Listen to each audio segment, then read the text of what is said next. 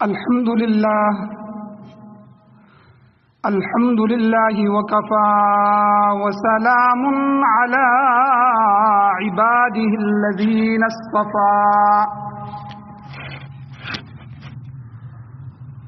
أما بعد فأعوذ بالله من الشيطان الرجيم بسم الله الرحمن الرحيم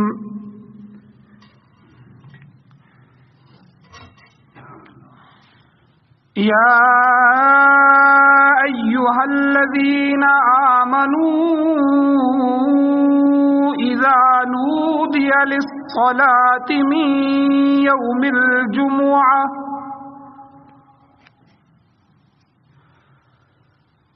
إذا نودي للصلاة من يوم الجمعة فاسعوا إلى ذكر الله وذروا البيع ذلكم خير لكم إن كنتم تعلمون. وقال النبي صلى الله تعالى عليه وسلم إن يوم الجمعة سيد الأيام وأعظمها عند الله. صدق الله العظيم وصدق رسوله النبي الأمي الكريم. سارے ذرا درود شریف اللهم صل على سيدنا وعلى آل سيدنا مولانا محمد.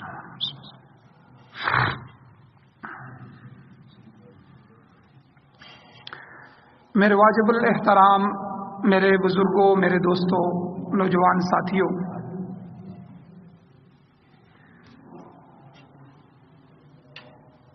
جمعے کا دن ہفتے کے دنوں میں سے سب سے افضل دن ہے اور شریعت میں، دین میں، اسلام کو اس کو بڑی اہمیت حاصل ہے. اسی دن میں ایک اسلام کی اہم ترین عبادت نماز جمعہ ادا کی جاتی ہے اور اس کے علاوہ اس دن کے کئی احکام ہیں، جس طرح وضو کے، نماز کے، دوسری عبادات کے احکام ہیں. باقی دنوں کا کوئی خاص حکم نہیں ہے، جمعے کے کئی احکام شریعت میں ہیں. اس لیے آج کے خطبے میں اسی موضوع پر چند باتیں عرض کرنے کا ارادہ ہے. سب سے پہلے اسلام میں، دین میں جمعے کے اس دن کی فضیلت کیا ہے، اس کی اہمیت کیا ہے. تو جس طرح اللہ تعالیٰ نے تمام مخلوقات کو پیدا فرمایا تو ان مخلوقات میں سے انسان کو اہمیت دی، انسان کو فضیلت دی اور انسان کو اشرف المخلوقات بنایا. حالانکہ آدم علیہ السلام کو جب پیدا کیا گیا تو آدم علیہ السلام کے پیدا کرنے سے پہلے یہ ساری مخلوقات موجود تھیں اور دو بڑی مخلوقات جن اور فرشتے یہ انسان کی تخلیق سے پہلے موجود تھے.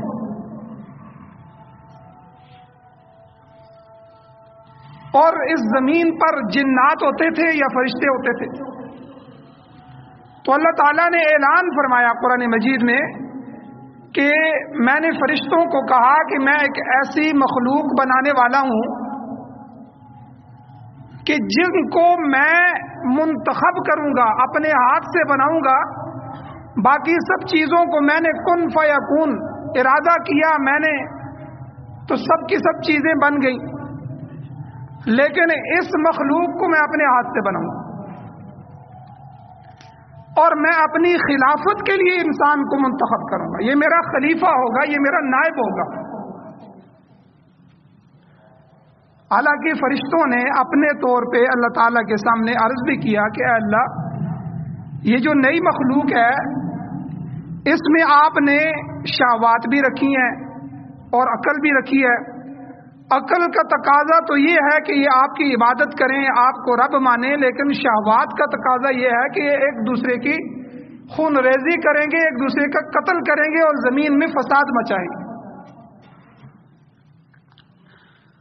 اور ہم آپ کی پاکی بیان کرنے کے لیے، آپ کی تقدیس بیان کرنے کے لیے ہم فرشتے کافی ہیں. لیکن اللہ نے فرمایا جو میں جانتا ہوں وہ تم نہیں جانتے، میں نے اس کو پیدا کرنا ہے. اور پھر آدم علیہ السلام کو بنایا، آدم علیہ السلام کے اندر روح پھونکی، اور جب آدم اپنے وجود میں آئے تو اللہ نے انہی فرشتوں اور شیطان سمیت سب کو حکم دیا کہ اس آدم کو سجدہ کرو. یہ سجدہ پہلی امتوں میں جائز ہوتا تھا. یہ سجدہ تعبدی نہیں ہے، عبادت کا سجدہ نہیں ہے، یہ سجدہ تعظیمی ہوتا تھا. بہت سی قومیں اپنے بادشاہوں کو آ کے سجدہ کرتی تھی، بہت سے اپنے نبیوں کے سامنے جھک جاتے تھے، تو یہ عظمت کے لیے. لیکن اس امت میں ہر وہ چور دروازہ بند کر دیا گیا کہ جس سے شرک پھیلنے کا خدشہ ہے. تصویر منع کر دی گئی. پہلی امتوں میں تصویریں بنانا جائز تھا. خود سلیمان علیہ السلام کے بارے میں قرآن میں آتا ہے کہ جو جنات تھے وہ ان کے لیے تماثیل، بڑی بڑی مورتیاں اور بڑی بڑی تصویریں بناتے تھے. لیکن اس امت میں ہر وہ چیز کہ کیونکہ یہ حضور کے بعد تو کسی نبی نے نہیں آنا اور قیامت تک کے لیے اس دین نے چلنا ہے، تو ہر اس چیز کو حرام قرار دیا گیا ہے، ہر اس چیز سے منع کر دیا گیا ہے جو چور راستے سے شرک یا کفر کو داخل کر سکے. تو اللہ تعالیٰ نے اس سجدے کو بھی، جو سجدہ عبادت کے ساتھ ساتھ تعظیم کا ہوتا تھا، اس تعظیمی سجدے کو بھی ہماری شریعت میں حرام کرا دیا. صحابہ آئے اور انہوں نے آ کے حضور کو کہا کہ حضور ہم تو روم اور فارس اور ان ملکوں میں جاتے ہیں، وہاں کے لوگ تو اپنے بادشاہوں کو سجدہ کرتے ہیں، آپ تو دونوں جہان کے سردار ہیں، آپ تو خاتم الانبیاء ہیں، آپ اس کے زیادہ لائق اور مستحق ہیں کہ ہم آپ کی تعظیم کے لیے سجدہ کریں. صحابہ بھی عبادت کے لیے نہیں کہہ رہے، لیکن حضور نے فرمایا کہ نہیں، میری شریعت میں اس کو منع کر دیا گیا ہے. تو تعظیمی سجدہ بھی جائز نہیں ہے. اگر سجدہ جائز ہوتا تو میں عورتوں کو کہتا کہ اپنے خامدوں کو سجدہ کیا کریں. حضرت آدم علیہ السلام کا اکرام دیکھیں کہ اللہ تعالیٰ نے پہلے دن سے ہی ان کو تخلیق فرمایا. تو جو پہلے سے مخلوقات تھیں، فرشتے تھے، جنات تھے، تو ان کو حکم دیا کہ آدم کو سجدہ کریں. تو انسانوں میں، مخلوقات میں سے اللہ نے انسانوں کا انتخاب کیا، ان کو عظمت دی. اسی طرح دن تو 7 دن ہوتے ہیں ہفتے میں، دنوں میں سے اللہ نے جمعے کو افضل بنایا. اور اسی طرح بہت سی کتابیں اللہ کی نازل ہوئیں، پہلے انبیاء پر بھی کتابیں نازل ہوئیں. ان تمام کتابوں پر قرآن مجید کو اللہ تعالیٰ نے فضیلت عطا فرمائی. اسی طرح دنیا میں جتنے بھی شہر ہیں، ان شہروں میں مکہ کو تمام شہروں کا سردار بنا دیا. مکہ کو اللہ نے برکت اور عزت اور فضیلت عطا فرمائی. اور اسی طرح مہینے، تمام مہینے، ان میں سے رمضان المبارک کو اللہ تعالیٰ نے مہینوں کا سردار بنایا. اور راتیں ساری اعلیٰ ہیں، لیکن لیلۃ القدر کو اللہ تعالیٰ نے منتخب فرمایا، ان راتوں کا سردار بنایا. اسی طرح اللہ تعالیٰ نے سارے دنوں پر جمعۃ المبارک کو، اس دن کو اللہ نے فضیلت عطا فرمائی. یہ پہلی فضیلت ہے اس کی. اور ابن ماجہ اور مسند احمد کی حدیث ہے، رسول اللہ صلی اللہ علیہ وسلم کا فرمان ہے، حضور نے فرمایا ان یوم الجمعۃ سید الایام واعظمها عند اللہ، کہ جمعہ کا دن اللہ کے نزدیک تمام دنوں کا سردار ہے اور سب سے زیادہ عظمت والا ہے. ایک اور حدیث مبارکہ ہے، اللہ کے نبی صلی اللہ علیہ وسلم نے جمعے کے دن کی فضیلت کو بھی بیان فرمایا. اور اس حدیث میں اللہ کے نبی نے جمعے کے دن کی چند خصوصیات بھی بیان فرمائی. مسلم شریف کی حدیث ہے، حضور نے فرمایا خیر یوم طلعت علیہ الشمس، تمام دنوں میں جن پر سورج طلوع ہوتا ہے بہترین دن یوم الجمعہ، وہ جمعے کا دن ہے۔ اب حضور نے فرمایا فی خلق آدم، اسی دن آدم علیہ السلام کی تخلیق کی گئی، آدم علیہ السلام کی پیدائش کی گئی، یعنی اس دن کی فضیلتیں حضور نے بیان کی۔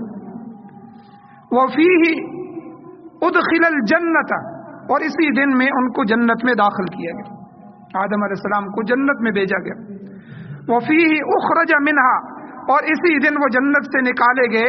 وَلَا تَقُومُ السَّاعَةُ إِلَّا فِي يَوْمِ الْجُمُعَةِ، اور قیامت قائم نہیں ہوگی مگر جمعے کے دن، کہ جس دن قیامت آئے گی وہ جمعے کا دن ہوگا۔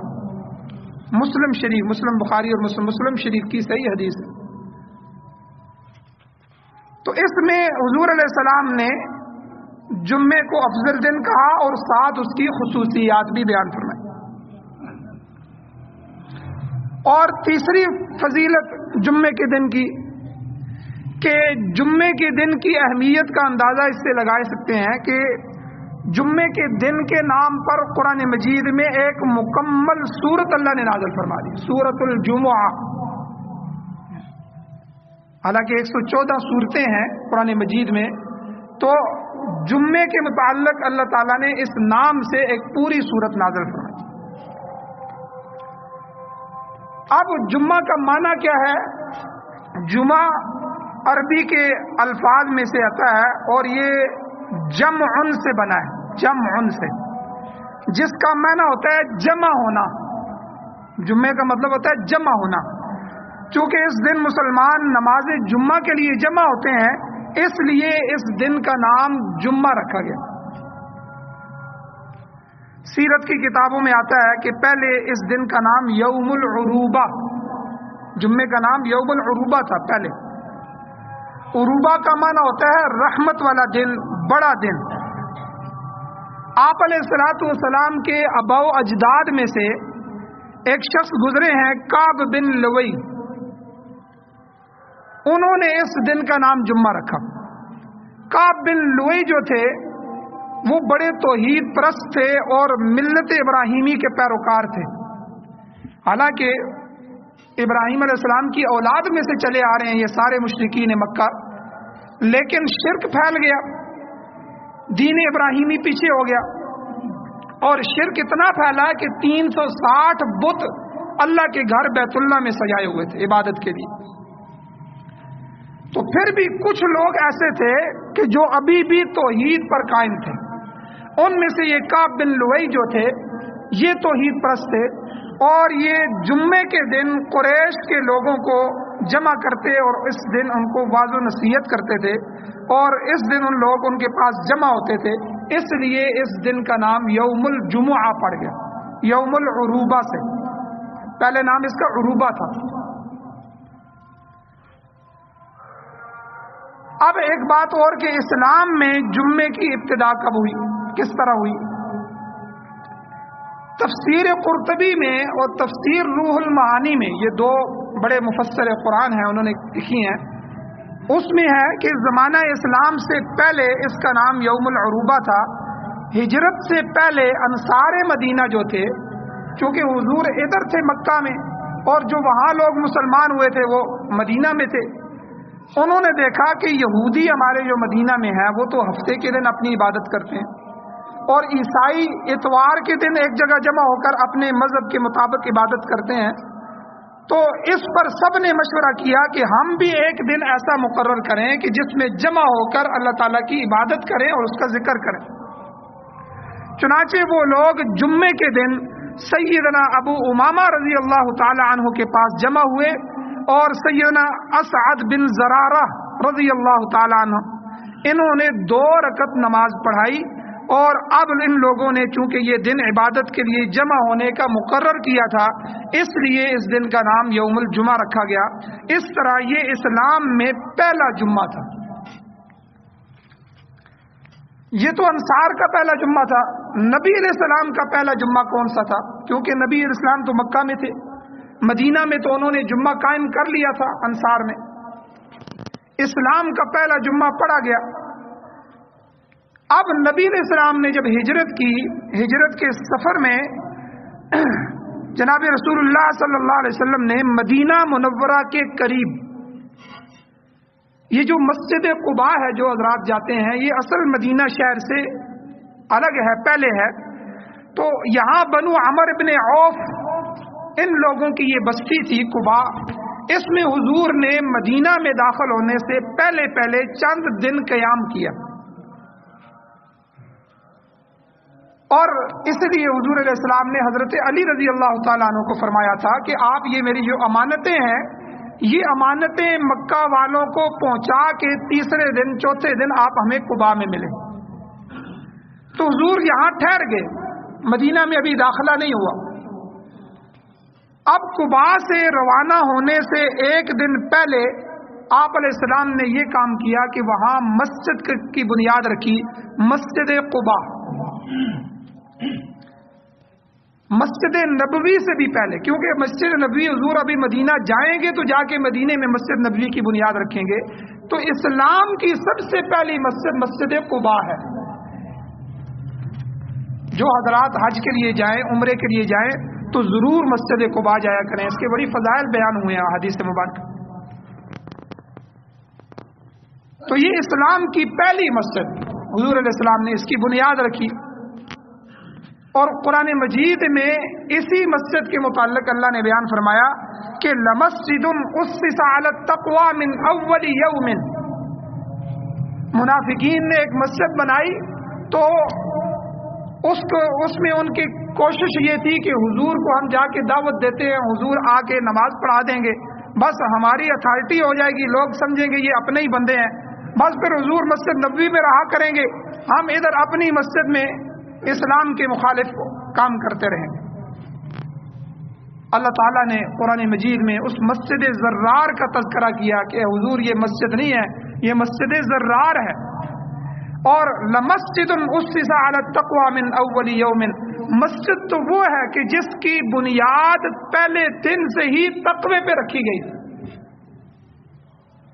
کہ جو ساتھ آ رہے ہیں وہ بھی متقی ہیں، حضور خود بھی متقی ہیں، ابو بکر صدیق بھی متقی ہیں، تو سارے کے سارے نیک اور متقی لوگوں نے جس مسجد کی بنیاد رکھی، مسجد قباء، حضور اللہ تعالیٰ نے فرمایا کہ اصل مسجد تو وہ ہے، یہ منافقین کی بنائی ہوئی مسجد، یہ مسجد زرار ہے، اس کو گرایا جائے، پھر اس کو گرا دیا گیا۔ اور جمعے کے دن آپ علیہ الصلوۃ والسلام صبح کے وقت قباء سے آگے روانہ ہوئے۔ جب آپ بنو سالم ابن عوف کے محلے میں پہنچے، ان کی آبادی میں پہنچے تو جمعے کا وقت ہو گیا تھا، وہاں آپ علیہ الصلوۃ والسلام نے نماز جمعہ پڑھائی، اور یہ نبی اکرم صلی اللہ علیہ وسلم کا پہلا جمعہ تھا۔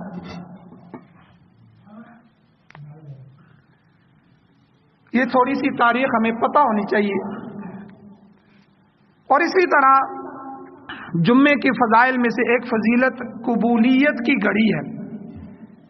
جمعے کے دن پورے دن میں ایک گھڑی، ایک لمحہ ایسا ہوتا ہے جس کے بارے میں حضور نے فرمایا کہ اللہ ہر دعا قبول فرماتا ہے۔ بخاری اور مسلم شریف کی حدیث ہے، رسول اللہ صلی اللہ علیہ وسلم کا فرمان ہے، حضور نے فرمایا ان فی الجمعۃ لساعۃ لا يوافقها عبد مسلم يسأل الله فيها خيرا الا اعطاه اياه، کہ جمعے کے دن میں حضور نے فرمایا ایک گھڑی ایسی ہوتی ہے اس میں بندہ اللہ تعالیٰ سے جو خیر کی دعا مانگ لے اللہ تعالیٰ اسے عطا فرما دیتے ہیں۔ اسی طرح ابو لبابہ ابن المنذر رضی اللہ تعالیٰ عنہ کی حدیث ہے کہ رسول اللہ صلی اللہ علیہ وسلم نے ارشاد فرمایا کہ جمعے کے دن میں ایک ساعت ہوتی ہے، اس وقت بندہ جو بھی مانگے اسے عطا کیا جاتا ہے جب تک کوئی حرام کا سوال نہ کرے، غلط چیز اللہ سے نہ مانگے، ناجائز چیز نہ مانگے، جو بھی جائز چیز مانگے گا، یہ ابن ماجہ اور مسند احمد کی حدیث ہے، اللہ اس جائز چیز کو عطا فرما دیتا ہے۔ اسی طرح ابو ہریرہ رضی اللہ تعالیٰ عنہ کی بخاری شریف کی حدیث ہے کہ رسول اللہ صلی اللہ علیہ وسلم نے جمعے کے دن کا ذکر کرتے ہوئے فرمایا کہ اس میں ایک گھڑی ایک ساتھ ایسی ہے جس میں کوئی بندہ نماز پڑھے اور اللہ تعالیٰ سے کچھ مانگے تو اس کو عطا کیا جاتا ہے، اور آپ نے ہاتھ کے اشارے سے فرمایا کہ وہ گھڑی مختصر سی ہوتی ہے اور قلیل وقت کے لیے ہوتی ہے. اس طرح حضور نے اشارہ فرمایا کہ وہ گھڑی تھوڑی سی ہوتی ہے. دیکھیں صحابی نے حدیث نقل کرتے ہوئے حضور کا اشارہ بھی نقل کیا، یعنی صحابہ اتنے امانت دار تھے کہ حضور نے کس کیفیت میں یہ حدیث بیان فرمائی، وہ کیفیت بھی احادیث مبارکہ میں بیان فرمائی. اب سوال یہ ہے کہ وہ خاص گھڑی کون سی ہے. اس بارے میں علماء نے 2 وقت ایسے بتائے ہیں جن میں زیادہ امکان یہی ہے کہ اس وقت یہ قبولیت کی گھڑی ہوتی ہے. پہلا وقت عصر کی نماز سے لے کر مغرب تک، اور اس میں بھی خصوصیت کے ساتھ مغرب سے جو تھوڑا سا پہلے 20 25 30 منٹ کا وقت ہوتا ہے، یہ خاص طور پر قبولیت کی گھڑی ہوتی ہے. حضرت ابو سلمہ رضی اللہ تعالیٰ عنہ فرماتے ہیں کہ عبداللہ ابن سلام، یہ کیونکہ یہودی تھی پہلے، یہودیوں کے بڑے علماء میں سے تھے، یہ 12 علماء میں سے تھے. نبی علیہ السلام نے یہودیوں کے ان 12 علماء کے متعلق فرمایا، مدینہ کے یہ بڑے چوٹی کے علماء تھے، فرمایا اگر یہ 12 عالم مسلمان ہو جائیں تو دنیا سے یہودیت ختم ہو جائے. سارے یہودی انہی کو دیکھ رہے ہیں کہ مدینہ کے وہ ہمارے بڑے اہل کتاب کیا کر رہے ہیں، وہ اس نبی پر ایمان لائیں گے کہ نہیں لائیں گے. تو ان میں سے یہ ایک خوش قسمت تھے حضرت عبداللہ ابن سلام رضی اللہ تعالیٰ عنہ، یہ مسلمان ہوئے، لیکن چونکہ اپنی کتابوں کے عالم تھے، انہوں نے فرمایا فوراً جب حضور کی یہ حدیث سنی تو فرمایا مجھے پتہ ہے وہ گھڑی کون سی ہے، وہ دن کی آخری ساعتیں ہیں، اس گھڑی میں حضرت آدم علیہ السلام کو پیدا کیا گیا. یہ وہی مغرب سے پہلے کی گھڑی. ایک تو علماء نے یہ فرمایا. دوسرا، جب خطیب خطبہ جمعہ کے لیے منبر پہ آ جائے، اس وقت سے لے کر نماز ختم ہونے تک کا یہ جو بیچ میں وقت ہوتا ہے، یہ وقت جو ہے قبولیت کا وقت، خصوصاً جب وہ دونوں خطبوں کے درمیان تھوڑی دیر کے لیے وقفہ کرتا ہے اور منبر پر بیٹھ جاتا ہے. اس میں ایک حدیث ہے ابو موسیٰ اشعری رضی اللہ تعالیٰ عنہ، ان کے بیٹے ابو بردہ، وہ کہتے ہیں کہ مجھ سے عبداللہ ابن عمر رضی اللہ تعالیٰ عنہ نے پوچھا کہ تم نے اپنے والد ابو موسیٰ اشعری رضی اللہ تعالیٰ عنہ سے ساعت جمعہ کے بارے میں نبی کریم صلی اللہ علیہ وسلم کی کوئی حدیث سنی ہے؟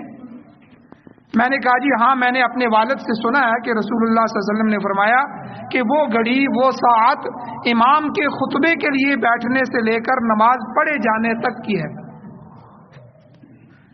تو دل ہی دل میں جب امام خطبے دے رہا ہو تو 2 خطبوں کے درمیان میں تو نہ آپ کوئی دعا کر سکتے ہیں نہ کسی سے بات کر سکتے ہیں. تو خطبے کے لیے جب درمیان میں بیٹھ جاتا ہے، اس وقت اپنے لیے کوئی دعا دل میں مانگ لی جائے، زبان سے نہ ہو، دل میں اللہ سے کوئی دعا مانگ لی جائے.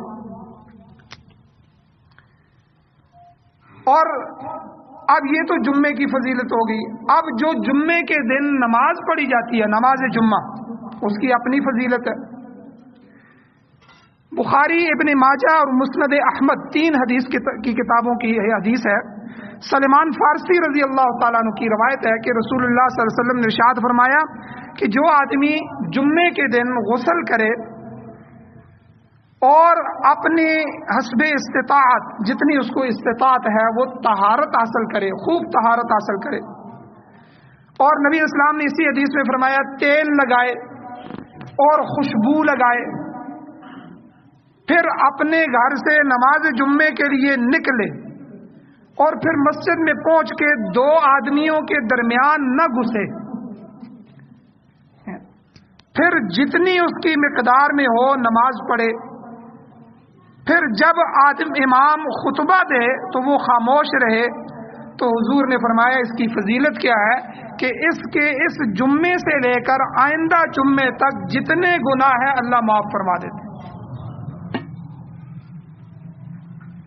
اس سے معلوم ہوا کہ نماز جمعہ کے آداب میں سے یہ بھی ہے کہ جمعے کی تیاری کی جائے، اس کے لیے غسل کیا جائے، اس کے لیے تیل لگایا جائے، خوشبو لگائی جائے، تو چنانچہ بعض احادیث مبارکہ میں اللہ کے نبی صلی اللہ علیہ وسلم نے باقاعدہ غسل کا حکم دیا.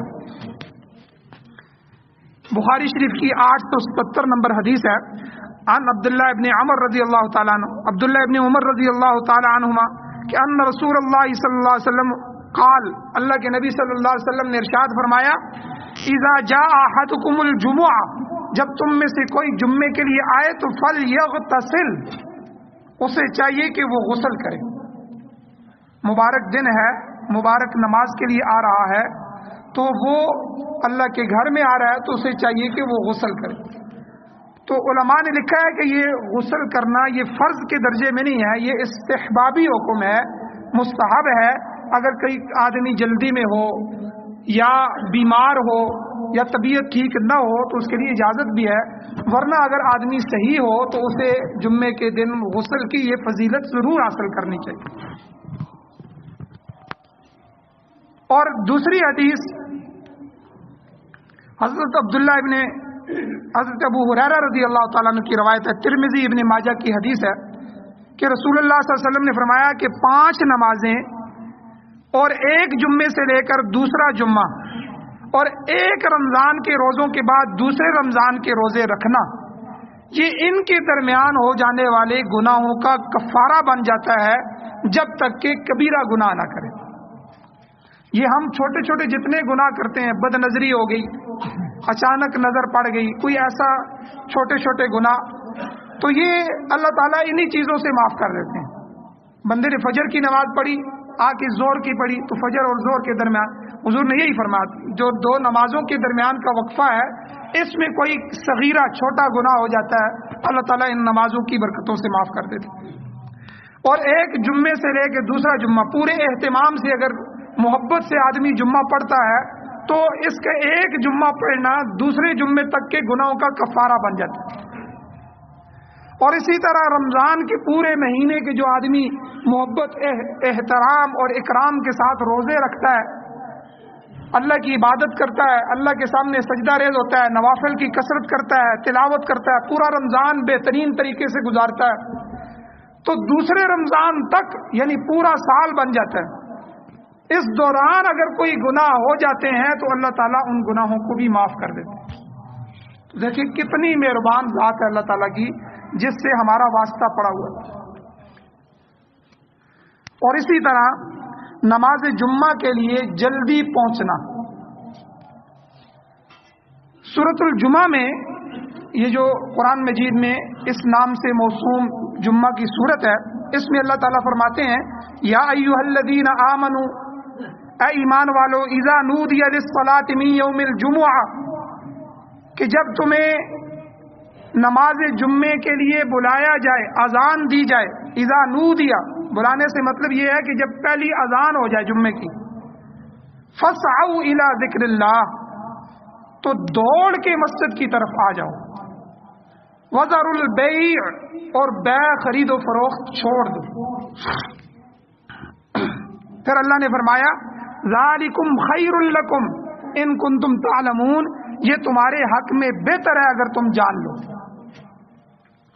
اس کے بعد پھر اگلا حکم بھی فرمایا دوسری آیت میں کہ فَإِذَا قُضِيَتِ الصَّلَاةُ، جب نماز جمعہ ہو جائے، نماز مکمل کر لی جائے، تو فَانْتَشِرُوا فِي الْأَرْضِ، تو اس کے بعد کاروبار وغیرہ کے لیے پھر زمین میں پھیل جاؤ.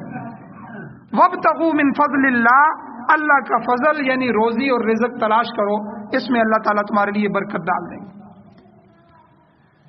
اور تجارت کے بارے میں علماء نے لکھا ہے کہ خاص طور پر جو آدمی تاجر ہیں، تجارت کرتے ہیں، 2 اوقات میں اللہ تعالیٰ نے ان کے لیے بڑی برکت رکھی ہے.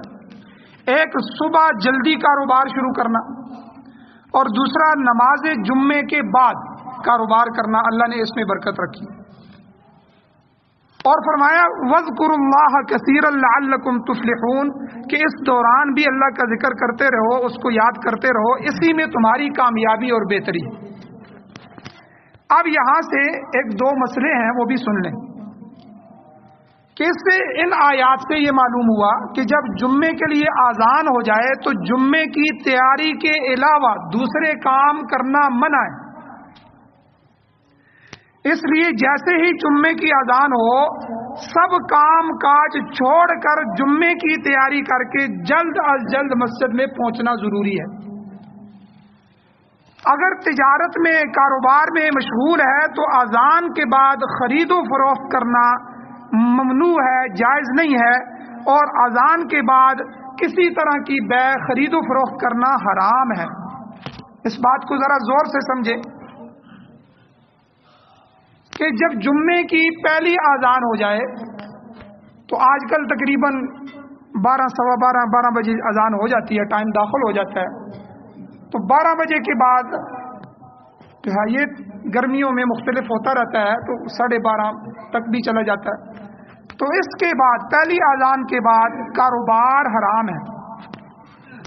ہمارے ہاں چونکہ بازار ہے اس لیے یہ حکم بھی سمجھ لیں کہ بعض لوگ ایسا کرتے ہیں کہ یہ میرے 2 بندے فلاں مسجد میں نماز پڑھ رہے ہیں، ہم کاروبار کرتے رہیں گے، دکان کھلی رہے گی، اور پھر وہ 2 آئیں گے تو ہم دوسری مسجد میں پڑھ لیں گے، یہ بھی حرام ہے۔ جمعے کی اذان پہلی اذان کے بعد مطلقاً کوئی کسی قسم کا کاروبار کرنا یہ جائز نہیں ہے۔ اللہ نے یہی فرمایا، یا ایھا الذین آمنوا، ایمان والو، اذا نودی للصلاۃ، جب جمعے کی نماز کے لیے پکارا جائے، اذان دے دی جائے، من یوم الجمعہ، جمعے کے دن، فاسعوا الی ذکر اللہ، اللہ کے ذکر کے لیے دوڑ کے آ جاؤ، یعنی اب وہ نماز جو پڑھنی ہے اور جمعے کے جو اعمال کرنے ہیں اس کے لیے فاسعوا، کوشش کرو، دوڑو۔ کیا مطلب؟ اب جمعے کی تیاری کر کے فوراً مسجد میں پہنچو۔ وذروا البیع، اور خاص اللہ نے فرمایا بیع چھوڑ دو، جمعے کی اذان کے ساتھ ہی بیع چھوڑ دو۔ اور اللہ نے فرمایا ذالکم خیر لکم ان کنتم تعلمون، میں یہ جو تمہیں حکم دے رہا ہوں یہ تمہارے لیے بہتر ہے اگر تم جان لو، یعنی میرے حکم کی خلاف ورزی نہ کرو۔ تو ہم سمجھتے ہیں کہ شاید جمعے کے لیے کاروبار بند کرنا ہے، جمعے کے لیے کاروبار نہیں بند کرنا، جمعے کی اذان کے ساتھ ہی کاروبار بند کرنا ہے، یہ 2 الگ مسئلے ہیں۔ جمعے کی نماز کے لیے کاروبار نہیں بند کرنا، جمعے کی اذان کے بعد کاروبار بند کرنا ہے۔ پہلی اذان ہو تو کاروبار بند۔ اب آپ نے 5 روپے بھی کمائے ہیں تو وہ 5 روپے آپ کے لیے بھی ناجائز نہیں، وہ جائز نہیں ہے، ناجائز ہے۔ علماء نے فتویٰ میں لکھا ہے کہ وہ مکروہ تحریمی ہے، حرام ہے۔ تو اس لیے جمعہ کا اتنا فضیلت والا دن، جو دنوں کا سردار ہے، اور اتنی فضیلت والی نماز، اس کا بھی اہتمام نہ ہو تو یہ تو مسلمان کی شان کے مطابق نہیں۔ اس لیے ایک اور حدیث ہے، رسول اللہ صلی اللہ علیہ وسلم نے ارشاد فرمایا، جو شخص جمعے کے دن اہتمام کے ساتھ غسل کرتا ہے پھر پہلی فرصت میں مسجد میں جاتا ہے، دیکھیں حضور نے فضیلت بھی بیان فرمائی، جو پہلے پہنچتے ہیں، 10 15 20 بندے پہلے پہنچتے ہیں، پہلی فرصت میں جانے والے، حضور علیہ السلام نے فرمایا کہ گویا اس نے اللہ کی خوشنودی کے لیے اونٹنی قربان کی ہے، تو جتنا اونٹنی اللہ کے راستے میں صدقے کا ثواب ہوتا ہے، ان پہلے جانے والوں کو اللہ ثواب دیتے ہیں، کیونکہ انہوں نے اہتمام کیا ہے، انہوں نے اپنی خواہشات کو قربان کیا ہے اور وہ پہلے اس عبادت کے لیے پہنچے۔ اور پھر حضور نے فرمایا کہ جو ان سے بعد جاتا ہے، دوسری فرصت میں، کچھ ان سے بعد میں آنے والے لوگ ہوتے ہیں، تو حضور نے فرمایا اس نے گویا کہ گائے قربان کی، اونٹنی سے کم۔ جتنا آدمی گائے کو اللہ کے راستے میں پورا قربان کرے، اور جتنا ثواب آدمی کو، ہر آدمی تو گائے قربان نہیں کر سکتا، جتنا اس کو گائے کی قربانی پر صدقے کے پر ثواب مل رہا ہے، اللہ تعالیٰ اس دوسری فرصت میں آنے والوں کو ثواب عطا فرماتے ہیں۔ پھر تیسرا بھی حضور نے فرمایا کہ جو تیسری شفٹ میں آنے والے ہیں، حضور نے فرمایا جس نے مینڈا قربان کیا، اس مینڈے کی قربانی کا اس کو ثواب ملتا ہے۔ اور پھر جو چوتھی شفٹ میں آنے والے ہوتے ہیں، حضور نے فرمایا اس نے مرغی کو ذبح کر کے اللہ کے راستے میں دیا، اس پر بھی اجر ہے، تو اللہ اتنا اجر اس کو عطا فرماتے ہیں، اس کا اجر کم ہو گیا۔ اور پھر جو 5ویں فرصت میں جاتا ہے تو اس کے لیے بھی حضور نے فرمایا کہ مرغی کا جو انڈا ہے، وہ انڈا اللہ کے راستے میں اگر کسی نے دے دیا اللہ کی خوشنودی کے لیے، جو ثواب اس کو ملے گا تو یہ 5ویں فرصت میں آنے والوں کو ملے گا۔ اور پھر حضور علیہ السلام نے فرمایا کہ جب امام خطبے کے لیے نکل آتا ہے تو فرشتے خطبے میں شریک ہو کر خطبہ سننے لگ جاتے ہیں، پھر وہ رجسٹر بند کر دیتے ہیں۔ یہ مسلم شریف کی صحیح حدیث ہے، بخاری اور مسلم کی حدیثیں، بخاری کی بھی ہے اور مسلم کی بھی ہے، دونوں کتابوں میں یہ حدیث موجود ہے۔ اسی طرح مسلم شریف کی ایک اور حدیث ہے، جو آدمی تاخیر سے جمعے میں پہنچتے ہیں، رسول اللہ صلی اللہ علیہ وسلم نے ارشاد فرمایا جب جمعے کا دن ہوتا ہے تو فرشتے مسجد کے ہر دروازے پر کھڑے ہو جاتے ہیں، پہلے آنے والے کا نام پہلے، اس کے بعد آنے والے کا نام اس کے بعد لکھتے ہیں، اسی طرح آنے والوں کے نام ان کے آنے کی ترتیب سے لکھتے رہتے ہیں۔ جب امام خطبہ دینے کے لیے آتا ہے تو فرشتے اپنا رجسٹر جس میں آنے والوں کے نام لکھے ہوتے ہیں لپیٹ دیتے ہیں اور خطبہ سننے میں مشغول ہو جاتے ہیں۔ اب یہاں سے یہ مسئلہ پتہ چلا کہ اگر کوئی آدمی اتنی تاخیر کر دیتا ہے کہ جمعے کی اذان اور خطبہ شروع ہونے کے بعد مسجد میں پہنچتا ہے، جیسے کہ آج کل ہمارے لوگوں کی عادت یہی ہے، گھر میں بیٹھے رہتے ہیں اور جب تک گھر میں ان کو اذان کی آواز نہ آئے نا دوسری کہ اذان کی آواز آ گئی ہے، چلو جی پھر بھاگتے ہیں، اور پھر یہاں بھی آ کے کہتے ہیں امام صاحب نے قرات بڑی لمبی کر دی ہے، ہمیں نماز بڑی لمبی پڑھا دی ہے، پھر جوتی بغل میں رکھتے ہیں کہ جو ہی سلام پھیریں گے دعا کی بھی ہمیں ضرورت نہیں، اللہ والے لوگ ہوتے ہیں ان کو تو دعاؤں کی ضرورت ہوتی نہیں ہے، تو دعاؤں کی تو ہم جیسے گناہگاروں کو ضرورت ہوتی ہے کہ اللہ سے لمبی لمبی دعائیں کریں، تو وہ جوتی پہلے ہی بغل میں آنکھ کے سامنے رکھتے ہیں، اور جو ہی سلام پھیرا تبصرہ کرتے کرتے جو ہے آئندہ اس مسجد میں نماز پڑھیں گے، آئندہ ادھر پڑھیں گے، وہ ان سے بھی 5 منٹ پہلے ہمیں فارغ کرتے ہیں۔ یہ ہماری عادت بن گئی ہے، ہمیں پتہ ہی نہیں ہے جمعے کا اہتمام کیا ہے، جمعے کے فضائل کیا ہیں۔ تو یہ باقاعدہ حدیث ہے، حضور علیہ الصلوۃ والسلام نے ارشاد فرمایا فرشتے خطبے اذان جب ہوتی ہے تو خطبے کے وقت فرشتہ لپیٹ دیتا ہے۔ علماء نے بڑی عجیب بات لکھی ہے کہ جو آدمی اس وقت جمعے کو پہنچتا ہے تو اس کا فرض تو سر سے اتر جاتا ہے کیونکہ اس نے فرض پڑھ لیا ہے، لیکن جمعے کے ثواب سے وہ محروم ہو جاتا ہے، اس کو تو کچھ بھی نہیں ملا، اس نے اپنے اللہ سے تو کچھ بھی نہیں لیا۔ اس لیے جب جمعہ کا اہتمام ہو تو پورا اہتمام ہونا چاہیے۔ پہلی اذان جو ہے صحابہ اکرام کی یہ عادت ہوتی تھی کہ وہ صبح ہی جمعے کی نماز کی تیاری کر لیتے تھے۔ اس وقت گھڑیاں تو نہیں ہوتی تھی، لیکن جو احادیث مبارکہ میں آتا ہے کہ 9 بجے وہ 10 بجے آ کے بیٹھ جاتے تھے کہ حضور کسی وقت بھی کسی حجرے سے نکلیں گے اور خطبہ ارشاد فرمائیں گے، اتنا اہتمام ہوتا تھا۔ اب وہ اہتمام کم ہوتے ہوتے ہوتے یہ ہو گیا، اور میں ایک دن ایک نمازی کہہ رہے تھے استاد جی آپ 10 منٹ نماز پہ لگا دیتے ہیں، 12 منٹ لگ جاتے ہیں۔